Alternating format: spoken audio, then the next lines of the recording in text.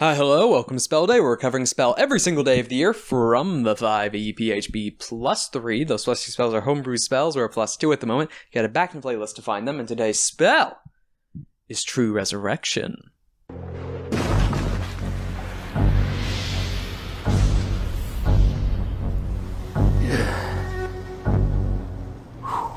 Wow, that sucked.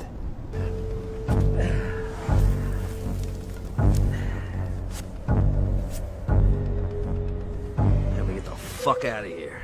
9th level Necromancy, casting time of 1 hour, range of touch, components verbal somatic material, a sprinkle of holy water, and diamonds worth at least 25,000 gold pieces, which the spell consumes.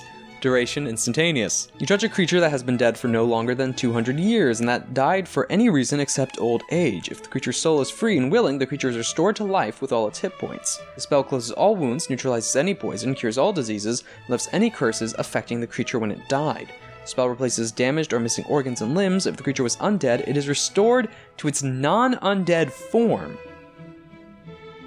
The spell can even provide a new body if the original no longer exists, in which case you must speak the creature's name. The creature then appears in an unoccupied space you choose within 10 feet of you.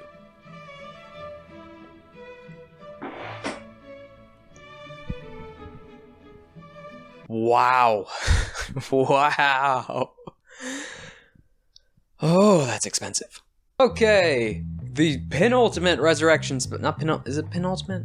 The ultimate? Just the ultimate? The resurrection spell. True resurrection. It's in the title. So, it's all the things from previous resurrection spells rolled into one. So it cures everything, gets rid of any curses.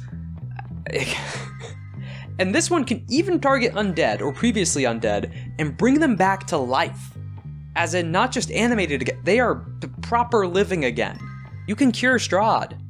Not to mention, a 200-year time limit. If you're willing to and have the gold cost. Okay, alright, yeah, the gold cost. 25,000 gold pieces. I think that is the most expensive material component. Wow. That we've covered.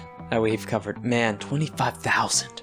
Honestly, this might not even be used for a player. Because usually you have other resurrection spells and other ways of getting them back a bit easier, and even regenerate, reincarnate to handle some of the missing limbs and other bodily destruction. Which this also heals, by the way, replacing missing limbs and organs. And if the body's entirely destroyed through like disintegration or digestion or something, entirely new body, congrats! 10 feet away. It doesn't say anything about age, except for the fact that if they died of old age, they don't come back, so they might come back exactly at the age they died at. So, you can't die, or other bits, right before you die of old age, and then have this cast on you. You're just gonna still be there, old. For the warriors, the people who died young, head to some ancient hero's graveyard. 200 years. Look at the tombstones. If you have the gold, the time, the spell slot to kill, bring them back. Doesn't matter if they're just bones or if their entire body was destroyed on a burning pyre. You can just say their name and they come to you. Will they listen? There's nothing in there to say that. But honestly, this is really good to bring back people of myth. Or not myth, but maybe legend. A bit older. Younger, I mean. 200 years. It's not people from like the founding of time, but it's still pretty old people. Though this does still run into the stipulation of free and willing.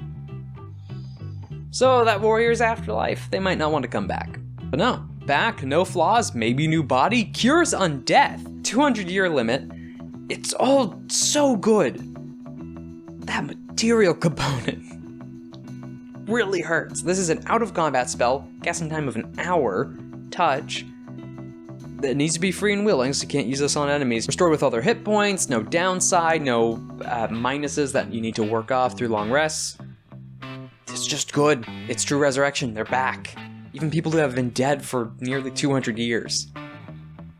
Just doesn't get around the old age thing, and then the free and willing. Honestly, because the issue I'm running into with the gold cost part is if it is the old age thing, so world building wise, you're dying. If it's because of the old age situation, reincarnate is just best. Because that ignores the old age. And gives you an entirely new body, an entire new lease on life. What, curse to the soul? Up to the setting, DM-ish. This is more for bringing someone who's been dead for a long time back. This is less for an adventurer using this on their own party. Again, they likely have other ways of securing or even resurrecting their allies with other spells over shorter periods of time. This is for bringing back some ancient hero. This is a quest to get these material components and this amount of value in a spellcaster capable of casting this. That's the one thing Reincarnate can't do. It can't bring back someone who's been dead for 200 years. Or cure undeath. Again, undeath. Well, actually, Reincarnate. It's Reincarnate. No, Reincarnate still also covers if they're undead. It just doesn't say if they're undead, they come back alive. It's just...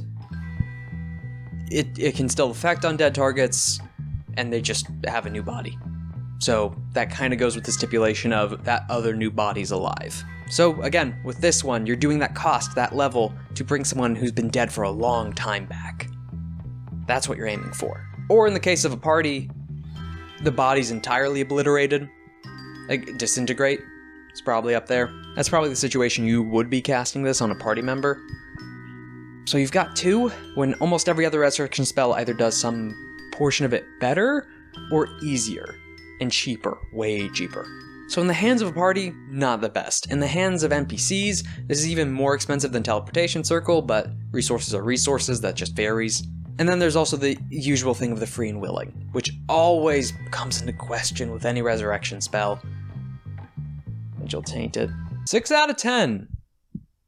World building wise, it has great opportunities for bringing back someone who's been dead for a long time. It still suffers from a lot of the issues from other resurrection spells of the free and willing. That is just always a sticking point of having a spell instantly fail on a condition you cannot tell is going to occur. Depending on the setting and depending on the ruling, maybe. But... And the only situation party-wise is the gold cost. The gold cost.